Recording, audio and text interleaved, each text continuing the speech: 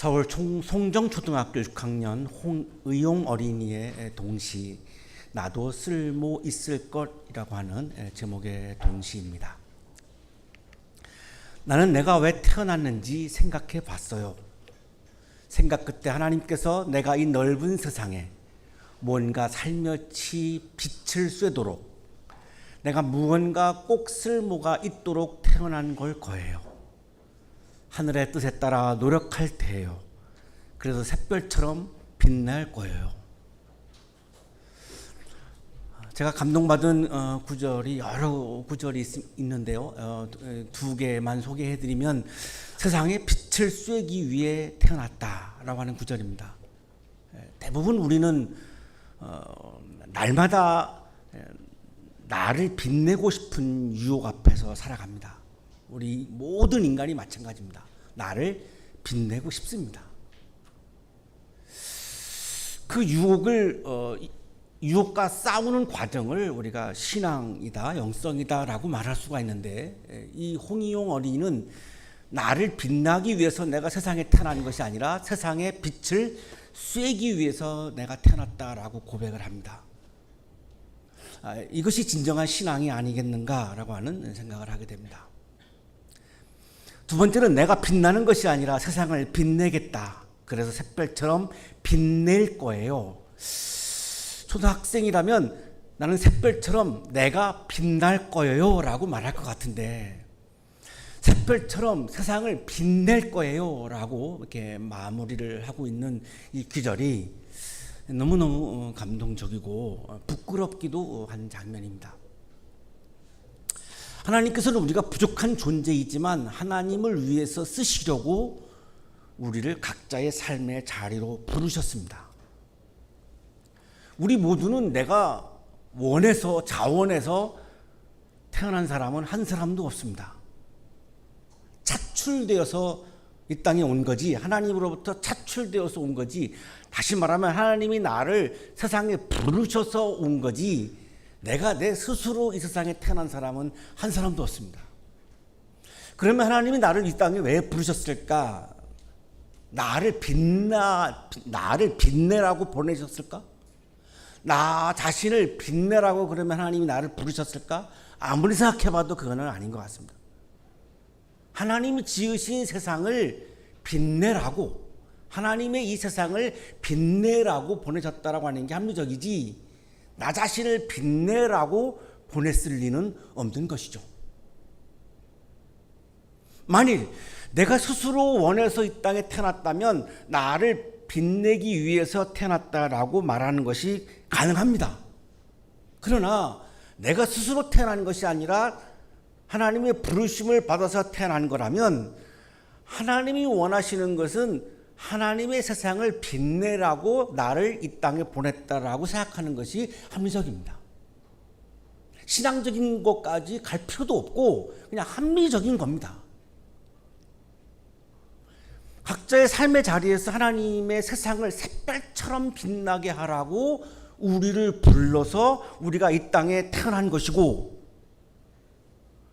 내가 지금 살고 있는 가정을 빛내라고 지금의 가정의 나를 불러주신 겁니다. 가정을 우리가 선택할 수가 없죠. 우리가 가족들을 내가 선택할 수가 없습니다. 만일 가족을 우리가 선택할 권한이 있다면 많은 분들은 BTS를 가족으로 선택할 겁니다. 막 경쟁이 치열할 겁니다. 손흥민 선수를 아마 가족으로 선택할 겁니다. 오늘 새벽에도 해트트릭 기록했습니다. 그러나 우리가 가족을 선택할 권한이 없습니다. 왜 그럴까요? 내가 지금 살고 있는 이 가정을 빛내라고 하나님이 지금 내가 살고 있는 가정에 나를 보내셨기 때문입니다. 물론 식구들한테 불만이 있을 수도 있고 가정에 대해서 불만이 있을 수도 있지만, 그렇지만 그럼에도 불구하고 하나님이 나를 이 가정에 보내셨기 때문에 그냥 감사해야 하는 겁니다. 이걸 우리가 그냥 세상적으로는 운명이라고 말하는 거죠. 운명이지 이걸 내가 선택할 수가 없어요. 내가 지금 일하고 있는 일터, 뭐 만족하는 분들도 있을 것이고, 이 나하고 잘 안 맞는다라고 생각하면서 불만이 있는 사람도 있을 것입니다. 하지만 이 일터도 하나님이 나를 보내셔서 지금 내가 이 일터에서 일하며 살고 있는 겁니다. 왜? 이 일터를 빛내라고 나를 일터에 보낸 거지, 그 일터 안에서 나를 빛내라고 이 일터에 보내신 것은 아닙니다. 왜 내가 한양대학교를 다니고 있을까요? 이 교회에 하나님이 나를 보내신 겁니다. 이 교회에 나를 부르신 겁니다. 그 많고 많은 교회에 왜 하필이면 한양대학교에? 이 교회에 하나님이 나를 부르신 거지요. 이 교회를 빛내라고. 우리가 이 자리에 앉아 있는 것만으로도 나는 지금 우리 교회를 빛내고 있습니다. 대형 교회는 한두 사람 아마 안 와도 크게 표시가 안 나죠. 자, 우리는 굉장히 작은 교회이기 때문에 한두 번이 빠지면 금방 표시가 나요. 빛이 줄어요. 그러니까 내가 있는 것만으로도 우리 교회는 그냥 빛내고 있는 거죠. 어떻게 보면 그냥 일반 교회보다는 신앙생활 하기가 쉬운 거죠. 앉아 있기만 해도 교회를 내가 빛내는 역할을 하고 있으니까.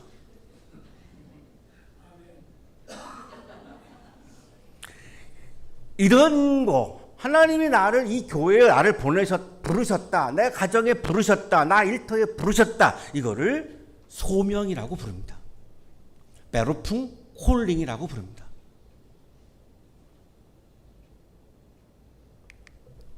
오늘의 성서열과 본문은 하나님께서 예레미야를 부르시는 장면의 말씀인데, 하나님이 예레미야를 왜 부르셨을까요? 자신을 빛내라고? 말도 안 됩니다. 왜냐하면 예레미야를 불렀을 때의 이 상황은 그냥 죽음 직전입니다. 나라가 망하기 직전이고, 나라가 망하는 거를 눈으로 지켜보면서 눈물을 흘렸던 예언자입니다. 왜 하필이면 그 시기에 이 어기에 이 나라의 예레미야를 부르십니까? 예레미야는 할 말이 많아요.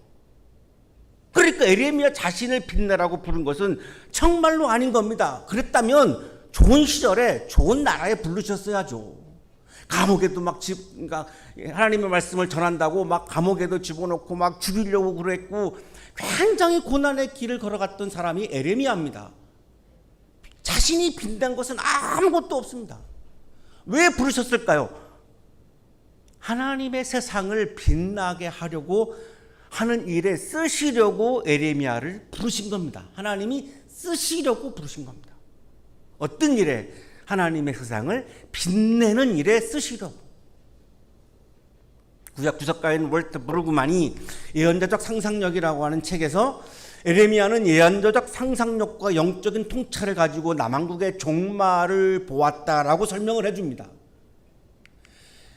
예레미야는 종말이 다가오고 있는 사실을 다른 사람들보다 훨씬 앞서서 알았고, 하나님께서 냉담한 풍요와, 절묘한 표현입니다. 굉장히 풍요로움을 하나님이 주셨는데, 냉담한 풍요, 다른 사람들과 그 풍요를 나누지 못하는 냉담한 풍요였다는 겁니다. 냉소적 억압과 계급을 만들어 놓고 억압을 하고 뻔뻔스러운 종교에 식상하셨다는 사실을 알았다. 성전에 모여서 다 예배를 드리고 하지만 너무나 자기만을 위한 종교, 이기적인 신앙, 사랑의 실천이 빠져 있는 죄의, 지난주에 우리가 말씀을 나눴습니다만, 사랑의 실천이 빠져 있는 죄인은 완성되지 않은 죄임을 우리가 본문에서 발견했습니다. 그거를 이렇게 말하는 겁니다. 뻔뻔스러운 종교, 자기를 빛내려고 하는 종교. 그건 종교가 아니라는 거죠. 하나님께 영광이 되고 하나님을 빛내고 하나님의 세상을 빛내는 게 신앙이지, 자기를 빛내려고 하는 것은 신앙이 아니고 욕망이기 때문에 뻔뻔스러운 종교라고 말하는 겁니다. 예레미야의 애통은, 예레미야에게는 그토록 분명한 사실을 어느 한 사람도 듣거나 보려고 하지 않았다는 데서 온다. 이제 곧 남왕국은 종말을 맞이할 터인데 어느 누구 한 사람도 그거를 보는 사람도 없었고 그거를 듣는 사람도 없었다는 겁니다. 이런 상황에서 하나님이 예레미야를 부르셔서 남왕국의 종말을 보여주신 겁니다.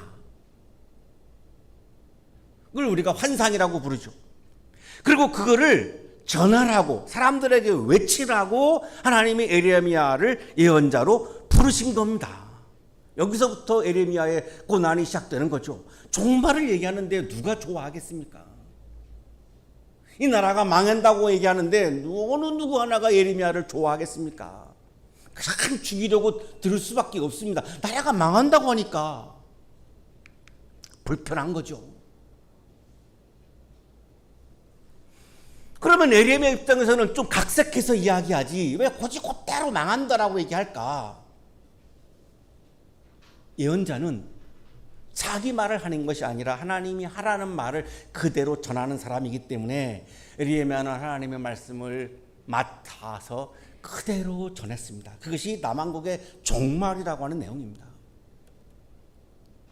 주님께서 나에게 말씀하셨다. 에레미야가 소명을 체험하는 장면입니다. 하나님 체험, 소명 체험하는 장면이죠. 내가 너를 모태에서 짓기도 전에 너를 선택하고 네가 태어나기도 전에 너를 거룩하게 구별해서 문민족에게 보낼 예언자로 세웠다. 에레미야가 예언자로 이 소명을 받을 때가 남왕국 요시야 왕 13년, 계산해 보면 기원전 626년경이 됩니다. 기원전 7세기이죠.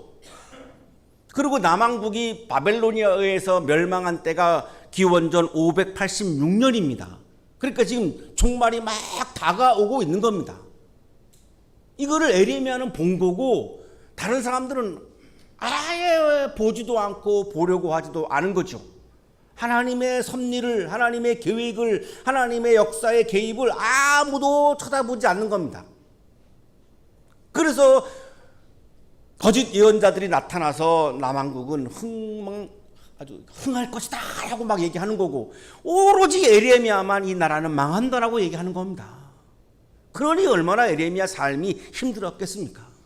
주전 7세기의 국제정세는 남왕국, 북왕국, 이스라엘, 남유다 이렇게 이스라엘은 분단되어 있고 그 위에 시리아라고 하는 나라가 있고 그리고 아시리아가 주전 8세기만 하더라도 중동의 강대국입니다. 자, 그런데 이 에레미야가 말씀을 전할 때에는 바벨로니아라고 하는 새로운 나라가 지금 등장해서 아시리아는 이제 무너지고 바벨로니아가 떠오르는 바로 그때입니다.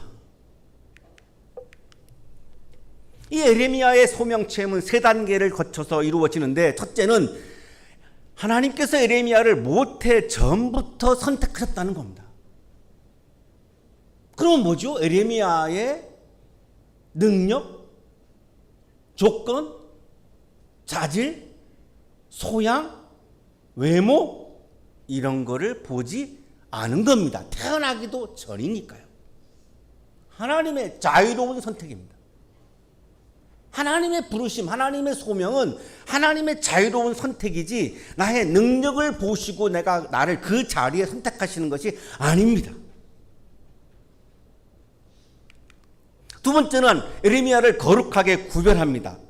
거룩하게 구별했다라고 하는 말은 우월감의 차원이 아닙니다. 많은 그리스도인들이 오해하시는 분 중에 하나가 이건데 하나님이 나를 거룩하게 구별했다라고 하는 이 말씀은 나를 우월한 존재로 세웠다라고 하는 말씀이 아니고 하나님이 나를 쓰시려고 이렇게 따로 떼어 놓아서 구분했다라고 하는 말씀입니다. 하나님이 나를 쓰시려고 어디에? 하나님의 세상을 빛내는 일에. 구약주석가 홀러데이가 이거를 증명을 해줍니다. 이 용어가 하나님이 에레미야를 깨끗하셨다는 의미가 아니고 하나님이 하시고자 하는 일을 위해 따로 떼어놓았다는 의미이다. 하나님의 쓰심이라고 하는 의미를 가지고 있는 것이 거룩한 구별의 의미입니다. 우리를 한양대학교의 성도로 하나님이 나를 구분했다라고 하는 것은 나를 한양대학교를 빛내는 일에 나를 쓰시려고 구분해 놓으셨다라고 하는 의미이지 내가 다른 사람들보다 더 깨끗하고 의롭고 이런 의미가 아니라는 겁니다. 에레미야가 그렇지 않았으니까요. 세 번째는 에레미야를 문민족에게 보낼 예언자로 세우셨다라고 말씀하죠. 어떤 특정한 사람이나 특정한 그룹이나 특정한 나라 사람들만을 위해서 예언자로 세우신 것이 아니고 모든 민족을 위한 공적인 예언자로 부르셨다고 말씀합니다. 자, 이 부르심 앞에서 에레미야는 선택의 자유가 없습니다. 운명과 같은 것입니다. 에레미야가 이거를 선택할 선택하고 안 하고 받아들이고 거부하고 할 자유가 없습니다. 이거 하나님의 선택은 그냥 하나님의 자유로운 선택입니다. 거기서 그냥 끝나는 거지 내가 거기에 개입할 수가 없는 겁니다. 자, 그러나 하나님의 부르심 앞에서 에레미야가 두려워합니다. 무서워합니다. 하나님, 나는 잘 말을 못하잖아요. 지금 내 나이가 어리잖아요. 10대 후반 정도로 추정을 하는데 어리잖아요. 그런데 사람들이 내가 전하는 하나님의 말씀을 듣지 않을 겁니다. 나에게 지금 맡기신 하나님의 말씀이 듣기 좋은 말씀이라면 사람들이 좋아하겠지만 보니까 하나님이 나에게 맡겨주시는 말씀이 듣기 좋은 말씀이 아니라 듣기 불편한 말씀인데 이거 내가 전한다고 듣겠습니까? 이 당시 남한국 사람들은 하나님으로부터 굉장히 멀어져 있었습니다. 그리고 심성도 굉장히 차갑고 아주 사나운 상태였습니다. 이런 상황에서 하나님이 주시는 말씀이 듣기 좋을 수가 없죠. 하나님으로부터 멀어진 사람에게, 타자를 따뜻하게 환대하지 않고 차갑게 대하는 사람에게 하나님이 좋은 말씀을 하실 리가 없지요. 책망할 거고 분명히 심판의 말씀을 할 거고 이럴 텐데 이거를 사람들이 듣겠습니까? 내가 어린데, 나는 말주변도 없는데. 실제로 하나님께서는 에레미야에게 맡겨주신 말씀은 심판과 재앙의 말씀이죠. 유대인들이 그렇게 중요하게 여기는 다윗 언약, 다윗 왕국은 영원한다라고 하는 다윗 언약, 그리고 성전, 이 두 가지를 부정하면서 심판을 에레미야가 선포합니다. 이것이 하나님이 주신 말씀이니까. 그러면 생명과도, 유대인들에게 생명과도 같은 성전을 부정하고 다윗 언약을 부정하는데 어마어마한 반발이 일어날 수밖에 없죠. 그것이 유대인들의 소중한 전통인데 이 전통을 훼손하니까 어마어마하게 저항할 수밖에 없습니다. 그래서 에레미야를 막 감옥에 넣고 막 죽이려고 한 거죠. 에레미야는 직감을 했습니다. 내가 말씀을 전하면 사람들과 충돌할 수밖에 없다. 그러니까 두려운 거예요. 왜 나한테 하필이면 이 말씀을 나에게 전하라고 나한테 맡깁니까? 왜 나를 이 땅에 이 시기에 예언자로 나를 부르십니까? 난 못합니다. 난 너무 무섭습니다. 내가 두렵습니다. 듣기 좋은 말씀을 맡기시면 내가 할 수 있지만 사람들이 불편해하는 말씀을 맡기면 내가 어떻게 하라는 겁니까? 에레미야의 두려운 마음이 6절 15리의 성서에 세 개의 감탄사로 너무나 잘 나타나 있습니다. 우리 성경에는 번역이 안 되어 있습니다만 아흐라고 하는 감탄사가 나옵니다. 아라고 하는 탄식하는 소리입니다. 아, 하나님 어째서 나에게 이런 소명을 주십니까? 아우, 아도나이 야훼, 우리가 살다가 힘들 때 주여, 이거죠. 하나님, 탄식하는 소리입니다. 힘내 보십시오. 나를 좀 봐주십시오. 내가 이렇게 힘들어하는 나를 좀 봐주십시오. 이 세 가지가 다 감탄사입니다. 에레미야는 하나님의 소명을 내 능력으로 한다라고 생각하는 것 같습니다. 그러나 하나님의 소명은 내 능력으로 하는 것이 아니고 그냥 나는 심부름을 하는 것뿐이고 하나님이 하시는 겁니다.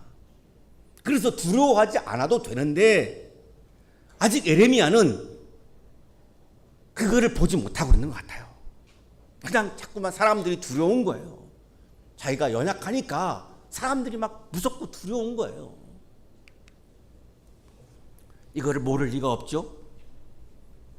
너는 아직 너무나 어리다고 말하지 말아라. 내가 너를 누구에게 보내든지 너는 그에게로 가고 내가 너에게 무슨 명을 내리든지 너는 그대로 말하여라. 너는 아직 너무나 어리다고 말하지 말아라. 내가 너를 누구에게 보내든지 너는 그에게로 가고 내가 너에게 무슨 명을 내리든지 너는 그대로 말하여라. 하나님께서 에레미야를 격려합니다. 나이 괜찮아. 하나님의 부르심 앞에서 나이가 왜 중요해? 괜찮아. 그리고 에레미야는 예언자가 누구인지, 예언자는 무엇을 해야 하는지를 설명을 하시는데 그 내용은 예언자는 누구냐? 하나님이 가라고 하는데 그냥 가는 사람이다.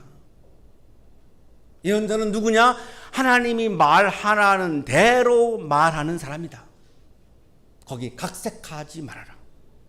가라고 하는 곳에서 선택하지 말아라. 그냥 가라고 하는데 그냥 가고 말하는 대로 그냥 말하는 것이 예언자다. 그리고 예레미야가 두려워하는 것을 아시니까 너는 그런 사람들을 두려워하지 말아라. 내가 늘 너와 함께 있으면서 보호해 주겠다. 하나님의 말씀을 거부하는 사람들, 하나님의 말씀에 저항하는 사람들, 말씀을 전하는 예언자를 공격하는 사람들 두려워하지 말아라.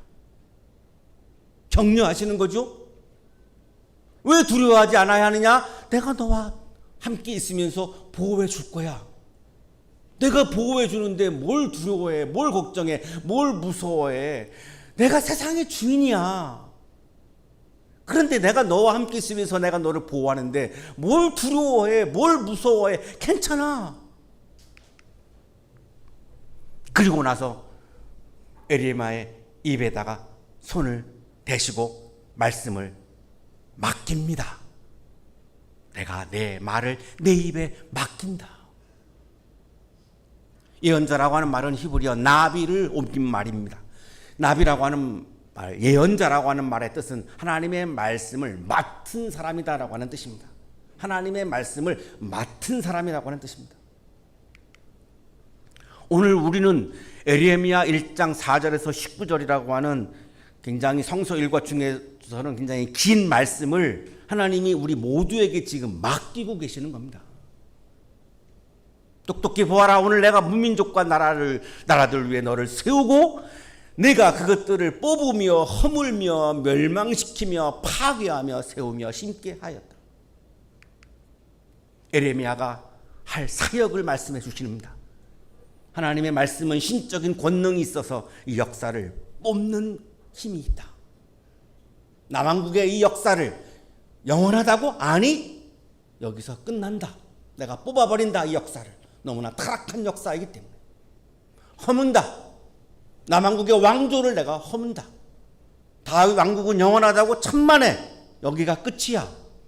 멸망시키고 다윗 왕국은 여기서 멸망하는 거야. 그리고 나는 파괴한다. 네 가지 굉장히 무서운 말씀을 하시고 이어서 두 개의 긍정적인 말씀을 하시죠. 세우며 심게 하겠다. 이렇게 다 허물 다음에 남왕국의 역사를 내가 다시 세우겠다. 새 예루살렘을 다시 세우겠다. 네 가지는 심판의 말씀이고 두 가지는 구원의 말씀입니다. 아무리 남왕국 사람들이 버티고 버티어도 무너진다. 그리고 나는 새 나라를 다시 세울 것이다. 자, 이 앞에서 누가 좋아하겠습니까? 이 나라가 끝난다는데 누가 좋아하겠습니까? 하지만 에레미야는 그 말씀을 그대로 받아들이고 그대로 전했습니다. 이것이 하나님의 부르심을 받은 사람입니다. 하나님의 부르심을 받아들이는 사람입니다. 나를 부르신 가정, 나를 부르신 일터, 나를 부르신 교회, 나를 부르신 나의 친구들, 이거를 그대로 하나님이 불러주신 대로 그대로 받아들이는 사람이 하나님의 부르심을 받아들이는 사람입니다. 아직도 두려움이 안 가셨을 거라고 생각을 하셨는지 환상을 보여주십니다. 첫 번째 환상이 살구나무 가지 환상입니다. 살구나무는 히브리어 샤케드를 옮긴 말인데, 샤케드라고 하는 히브리어는 지켜보다라고 하는 뜻도 가지고 있고 지켜보다라고 하는 뜻으로 사용할 때는 쇼케드로 발음을 합니다. 그럼 어원이 같고 단어가 같습니다. 이 환상이 의미하는 것은 하나님께서 말씀을 지켜보면서 이 말씀을 반드시 이루고 성취하겠다라고 하는 의미입니다. 살구나무를 보여주시면서 에레미야야, 남왕국의 종말 나는 반드시 이룬다. 남왕국에 다시 세움, 새 예루살렘 나는 분명히 내가 성취한다. 이 확신을 지금 주시는 겁니다. 그리고 두 번째 보여주신 환상이 끓는 물, 솥이라고 하는 환상입니다. 끓는 가마 환상입니다. 이 끓는 가마의 물이 북쪽에서부터 넘쳐 흐른다라고 하는 환상을 보여줍니다. 이 북쪽으로부터 한 나라가 남왕국을 쳐서 종말이 온다라고 하는 것을 보여주는 겁니다. 이 나라는, 북쪽에 있는 나라는 바빌로니아를 말하는 건데, 당시 남왕국에서는 어느 나라인지를 알 수가 없었습니다. 아직도 아수르시아가 건재했고 바벨론은 막 떠오르고 있기 때문에 이게 도대체 어느 나라인지 알 수가 없습니다. 알 수가 없으니까 더 공포스러운 겁니다. 알면 덜 공포스러운데 모를 때 더 공포스러운 거죠.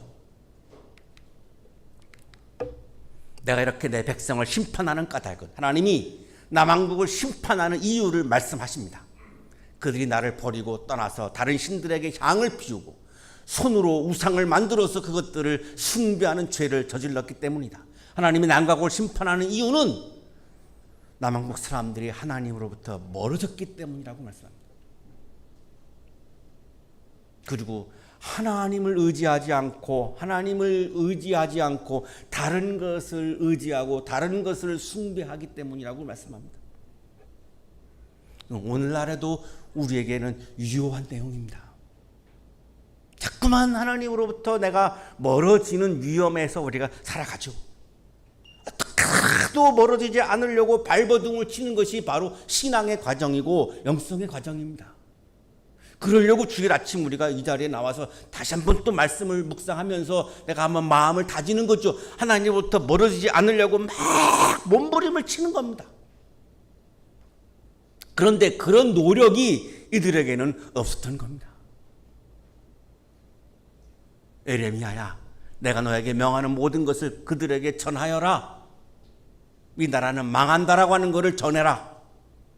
그리고 내가 이 나라를 다시 세운다라고 하는 것도 그대로 말해라. 각색하지 말고 네 마음대로 해석하지 말고 그냥 그대로 전해라. 내가 너를 튼튼한 성읍으로 너를 내가 지킬 거다. 무서워하지 말고 두려워하지 말고 그대로 전하라. 나는 너를 지킬 것이다. 그들이 너에게 맞서서 덤벼들겠지만 너를 이기지는 못할 것이다. 내가 너를 보호하려고 너와 함께 있기 때문이다. 내가 하는 말을, 내가 맡기는 말을 그대로 전하면 많은 사람들이 너를 공격할 터인데 걱정하지 말아라. 두려워하지 말아라. 무서워하지 말아라. 내가 너를 보호할 것이니까요. 내가 너를 지킬 것이니까. 다시 말하면 오늘날 우리가 그냥 말씀대로 살라는 것입니다. 내가 이 말씀대로 살면 내가 손해보는 거 아닌가? 내가 세상에 적응하지 못하는 거 아닌가라고 하는 자꾸 의심이 들 수도 있고, 내가 자꾸 말씀대로 살아가는 것을 포기할 수도 있습니다. 현실이죠. 그런데 하나님은 걱정하지 말아라.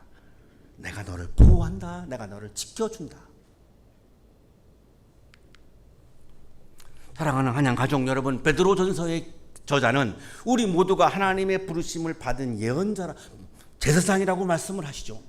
베드로전서 2장 9절에서 그러나 여러분은 택하심을 받은, 선택받고 부르심을 받은 족속이요 왕과 같은 제사장들이요 거룩한 민족이요 하나님의 소유가 된 백성입니다.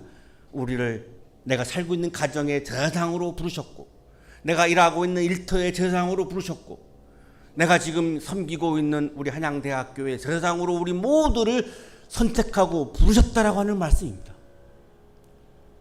우리의 사명은 그러면 무엇입니까? 하나님의 말씀을 그대로 따르고 전함으로 우리의 가정과 일터와 세상을 빛내는 것입니다. 거기서 자꾸만 나를 빛내려고 하면 많은 어려움들이 생깁니다. 많은 갈등들이 생깁니다. 그거를 절제하는 것이 신앙의 힘입니다. 그거를 절제하고 하나님이 나를 부르신 가정과 일터와 교회를 빛내고 세상을 빛내기 위해서 내가 최선을 다하는 것이 하나님의 부르심을 받은 사람의 태도와 자세입니다. 우리 청년들도 하나님께서 쓰시려고 일터에 제사장으로 부르실 것입니다. 홍희용 어린이가 나도 쓸모 있을 거리라고 말했는데, 여러분 마음속에 나도 이 세상에서 쓸모 있을 걸이라고 하는 이 이야기를 마음에 채우셨으면 좋겠어요. 여러분 다 쓸모가 있고, 그래서 하나님이 여러분을 일터에 부르실 겁니다. 왜? 여러분을 빛내라고? 아니요. 하나님의 세상을 빛내기 위해서는 하나님은 여러분을 부르셔야 합니다. 사람을 통해서 세상을 빛내는 일을 하시기 때문에 여러분을 부르시지 않을 수가 없습니다. 반드시 부르십니다. 종으로 부르시는 것이 아니라 제사장으로 부르신다라고 하는 것이 베드로전서 저자의 고백입니다. 하나님께서는 세상에서 하나님의 말씀을 그대로 따르고 전하는 우리를 늘 항상 지켜주시고 보호해 주실 것입니다. 하나님의 부르심 앞에서 성실하게 응답하며 세상을 빛내는 아름다운 신앙으로 살아가는 여러분이 되시기를 간절히 축원합니다.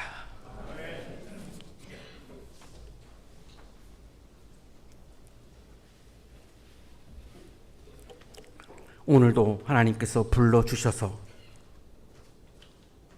지금도 이 자리에서 숨을 쉬고 있고 예배를 드리고 있고 하나님이 부르신 가정과 일터와 세상에서 살아가고 있음을 고백합니다.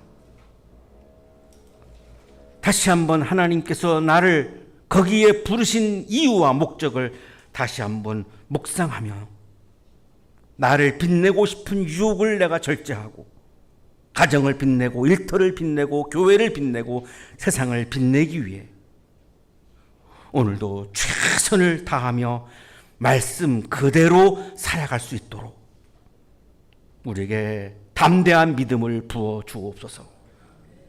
예수 그리스도의 이름으로 기도하옵나이다.